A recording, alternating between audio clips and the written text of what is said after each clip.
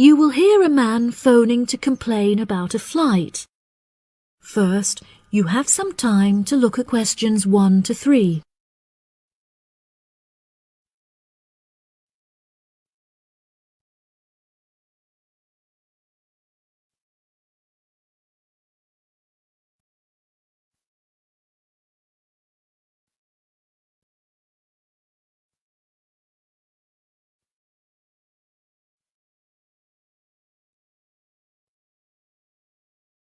You will see that there is an example that has been done for you. On this occasion only, the conversation relating to this will be played first. Hello, you have reached the complaints department. How can I help you? Yes, hello there. I am phoning to make a complaint regarding a flight that I took with you recently. Okay. There are some details I will need to take from you first. May I have your name, please? Jack Dawson. That's D-A-W-S-O-N. The name of the man is Jack Dawson, so Dawson has been written in the space. Now we shall begin. You should answer the questions as you listen, because you will not hear the recording a second time. Listen carefully and answer questions 1 to 3. Hello, you have reached the complaints department. How can I help you?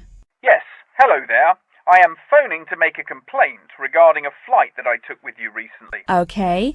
There are some details I will need to take from you first. May I have your name, please? Jack Dawson. That's D-A-W-S-O-N. And your address? It's 33 Hillcrest Road. That's H-I-L-L-C-R-E-S-T. 33 Hillcrest Road. Is that in Exeter? Yes. And what is the postcode of the residence? It's AL698GQ. Thank you. Do you have a telephone number?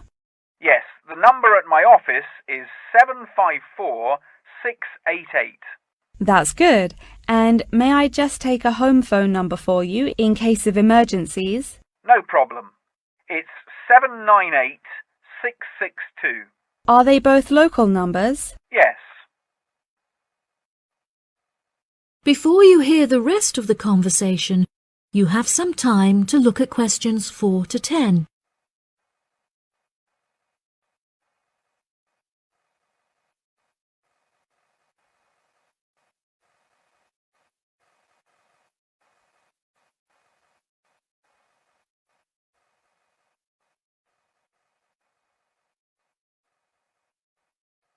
Now listen and answer questions 4 to 10.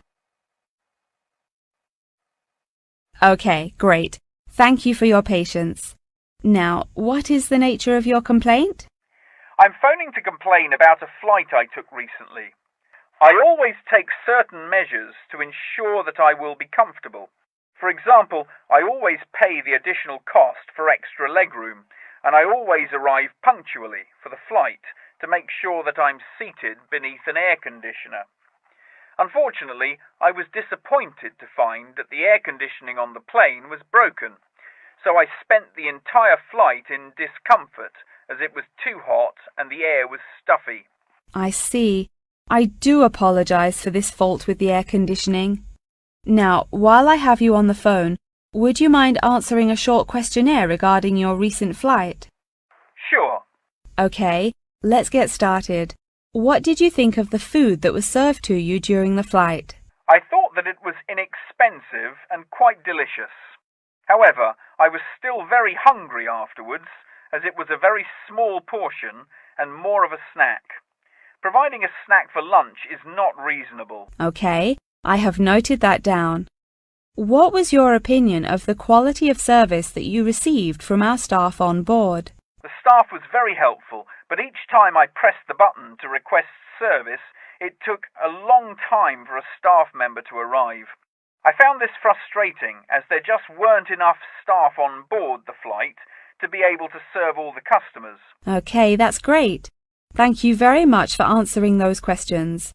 Are there any other parts of your travel experience that you would like to comment on? Yep. The process of moving through security was very quick and helped to make my travel experience stress-free. Okay. Do you have any extra comments on the services you received during the flight? Yes, I thought that the seats were very uncomfortable and looked very old. They were also in need of repair, as the recline feature on my chair was broken, so I could not go to sleep for the whole flight. Luckily, the entertainment facilities were very good, so I was able to distract myself by watching movies. Thank you so much for taking the time to answer all of my questions. We would like to offer you some gifts as a goodwill gesture, with a 20% discount on the cost of your hotel stay. We also appreciate that international calls to your home country can be expensive, and we are sure that you would like to keep your family updated on your travels. So please accept a phone card which has a credit of £20. Oh, that's really great.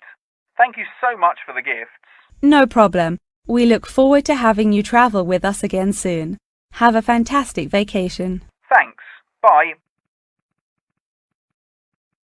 That is the end of section 1. You now have half a minute to check your answers.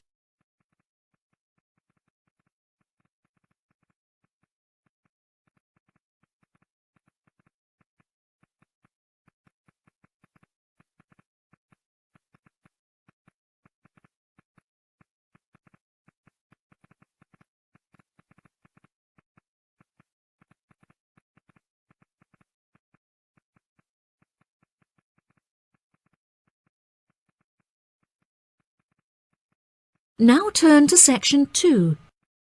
Section 2. You will hear part of a talk given by a member of staff at a car rental company. First, you have some time to look at questions 11 to 16.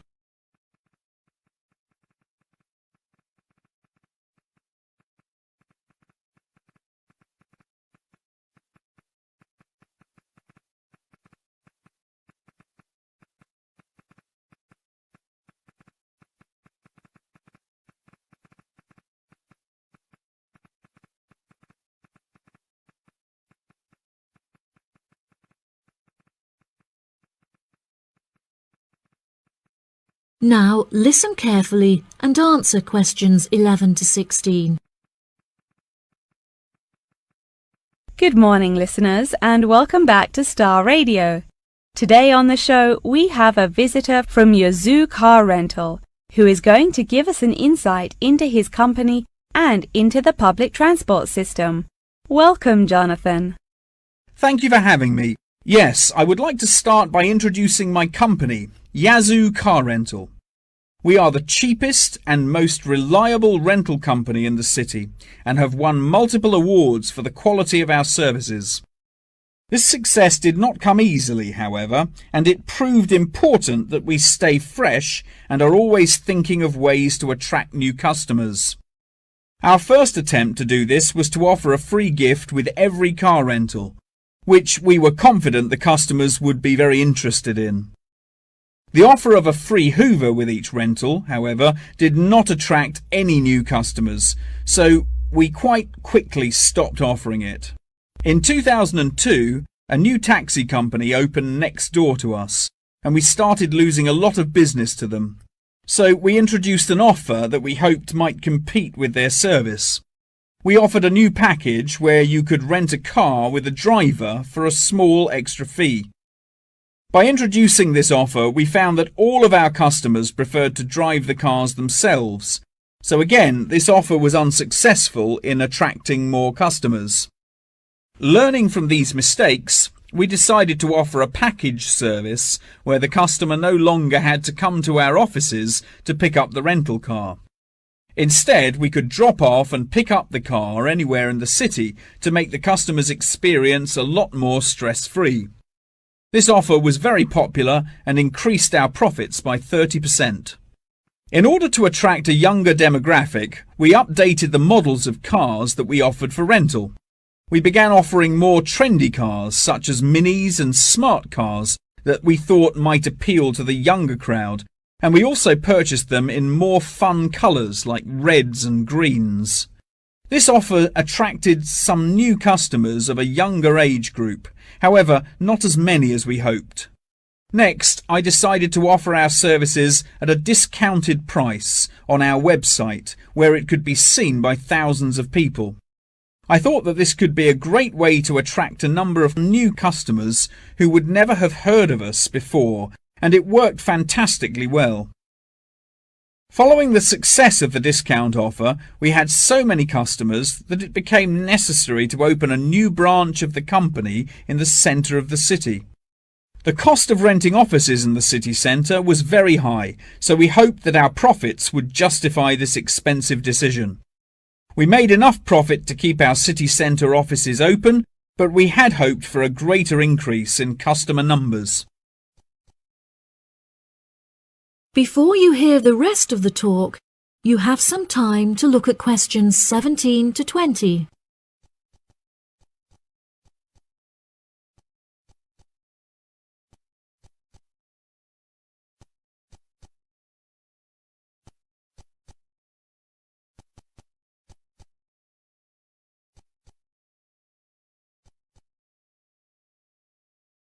Now listen and answer questions 17 to 20. Now for the second part of my talk, which is on the topic of public transport. There are many benefits to public transport. For example, the recent introduction of bus lanes has meant that buses are now unaffected by traffic jams and are able to stay on schedule. Unfortunately, as fewer and fewer people are taking the bus nowadays, the service has become quite inefficient. This reduction in passengers may be due to the stories in the newspaper about the dangers posed to pedestrian safety by the buses. However, this is largely untrue, as buses are responsible for far less pedestrian-related accidents than cars.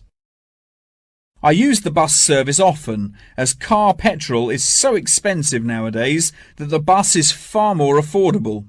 However, if I am in a rush, I prefer to take a taxi, as they tend to get you to your destination very quickly, so you can remain punctual for your appointments.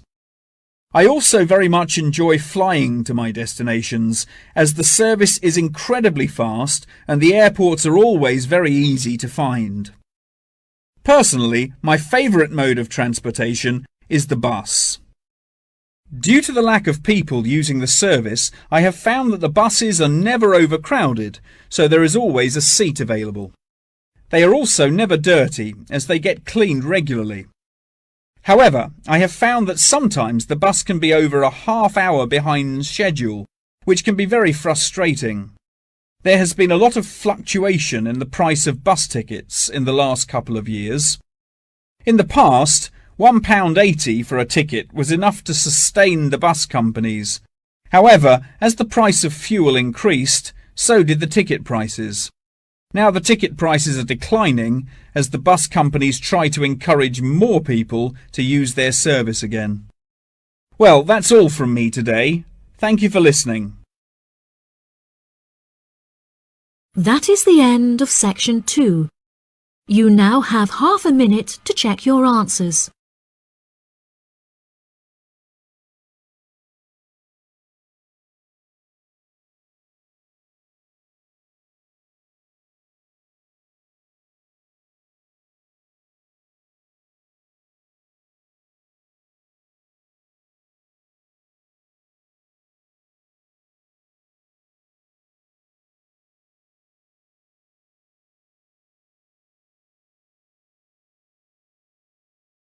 Now turn to section 3.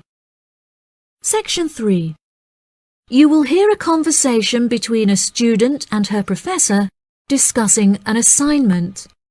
First, you have some time to look at questions 21 to 25.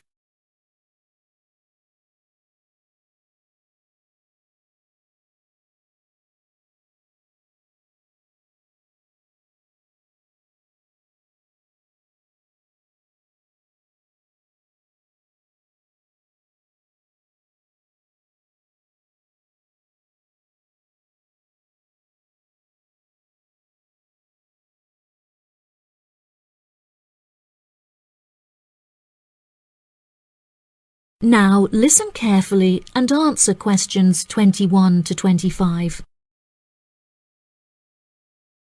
Excuse me, Dr. Thompson. May I speak to you for a minute?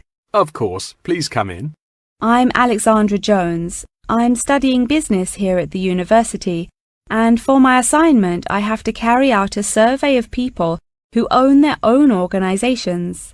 I heard that you are the founder of your own company, and I was wondering if I could ask you some questions about it. Yes, of course. Please fire away. Okay, great. We'll get started. Did you encounter any problems whilst you were starting your company? Actually, it was not as hard as I anticipated. I started out with very clear objectives, so I knew exactly what I wanted my corporate identity to be. It was very difficult to find the correct premises, as the property market in London is so competitive, but eventually I found the perfect site. The hardest part was structuring the business, as I had no formal template, so I had to create it myself. Yes, that is very impressive. Was it difficult dealing with staff? It's always tricky trying to satisfy a group of people with varying interests. However, I didn't encounter many problems. I found it very important to make the staff feel appreciated. So I hosted a staff day where we could all introduce ourselves and get to know each other as individuals. I was also able to talk to them about the type of work that they would be doing and gave them the opportunity to share with me the issues they had with the allocation of the work. Okay. Did you hire a management team, or did you take on the role of the manager? Oh no, I already had enough tasks to take care of. I employed someone else to take on the role of the manager. However, he never consulted me before making decisions, so I was forced to let him go and hire someone else. And what did the other staff think of the new manager? They had a great deal of respect for him. It definitely helped that I consulted with them before hiring him. They were surprised that he has been so successful in his role at the company, despite the longer meeting hours. Since the company opened, has it had any great achievements? There are many aspects of the company that I am pleased with. However, there is one achievement of which I am particularly proud. I wanted a mural painted to brighten up our entrance area, so I decided it would be a great idea to invite the local primary school to create one for us. The youngsters had a great time, and I know they were thrilled to be included. Oh, that's lovely. Before you hear the rest of the conversation, you have some time to look at questions 26 to 30.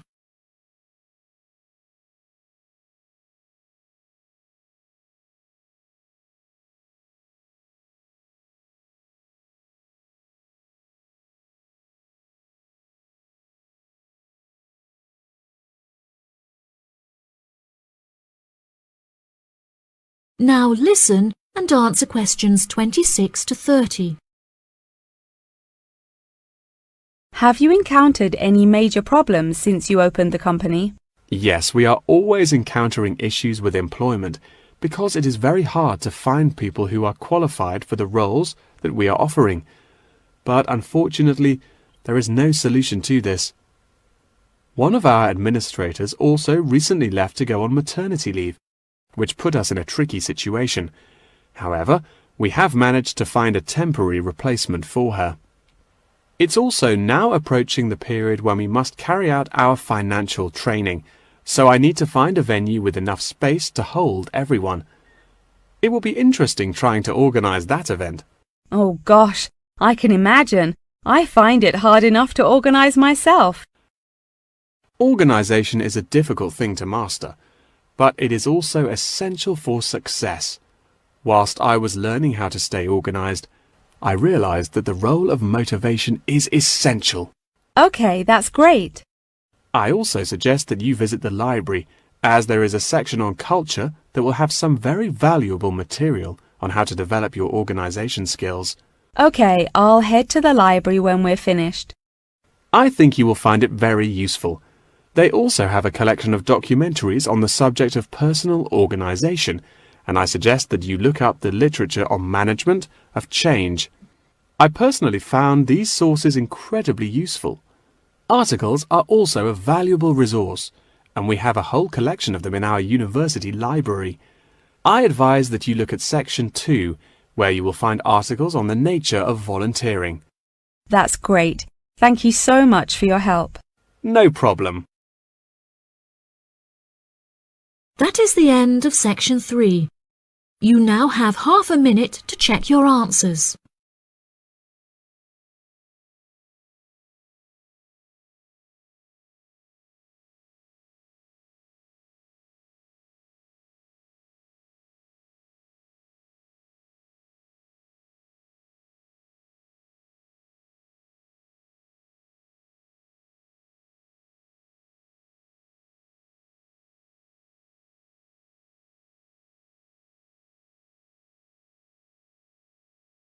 Now turn to Section 4. Section 4. You will hear a talk on the research of architecture. First, you have some time to look at questions 31 to 40.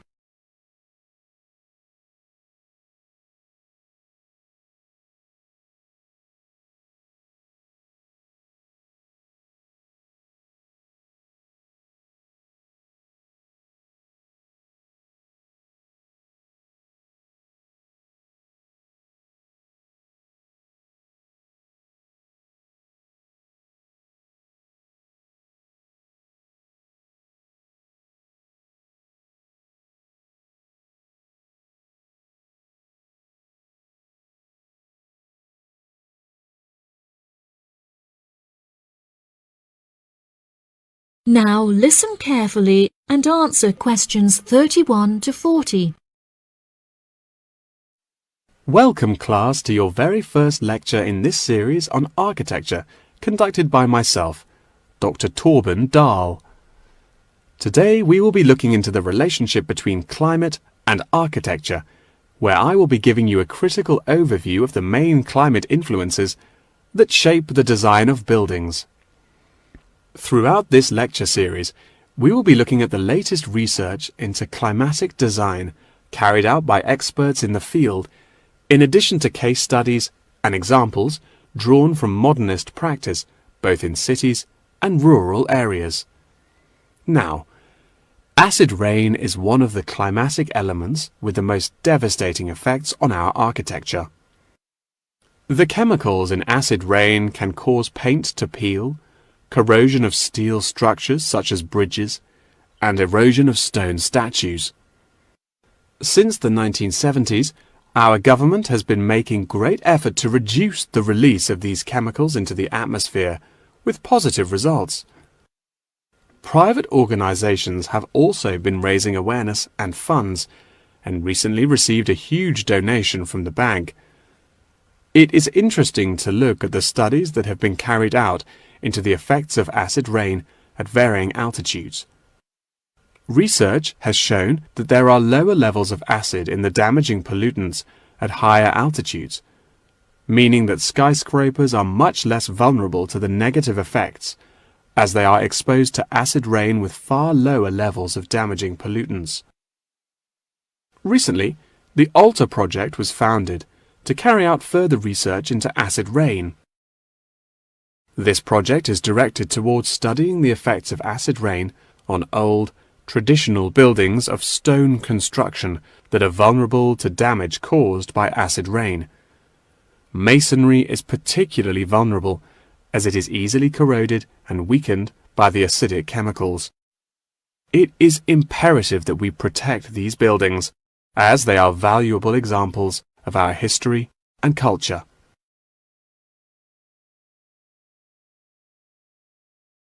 Pollution is one of the main sources of concern in the present day.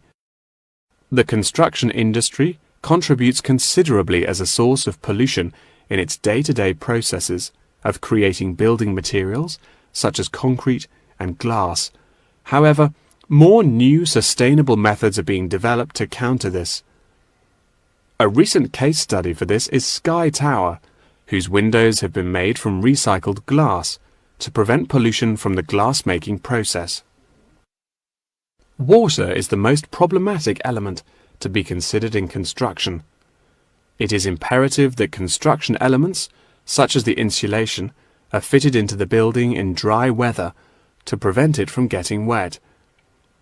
This makes winter an undesirable season for construction, as the heavy rainfall can have adverse effects on the building. Another climate type that has an enormous effect on buildings is humidity. Constructions made of steel and stone are largely unaffected by humidity.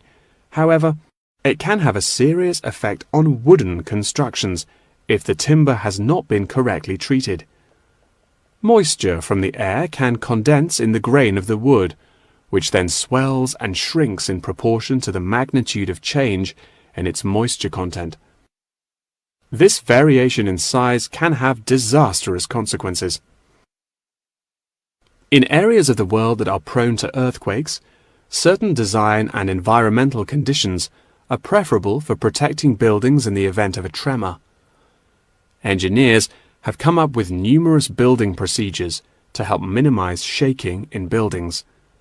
For example, tall buildings have height restrictions and counterweights, and multi-story buildings have reinforced floors and walls. Ground conditions are a cause for worry in many constructions, as often the soil is of the wrong density to protect the foundations.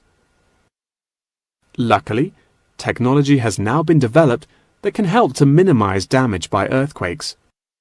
Seismic sensors can give prior warning when an earthquake is about to happen, so that preparations can be made to protect both the people and the buildings from harm. The movement of building structures can now also be measured and monitored over time by architects. It has been expressed by architects within the design community that it would be valuable to be given special courses for designing buildings within earthquake zones. Guidelines are also expected to be produced by the government in the near future that will give architects a universal checklist to follow. That wraps up the lecture for today. Please remember that attendance is mandatory. That is the end of section 4. You now have half a minute to check your answers.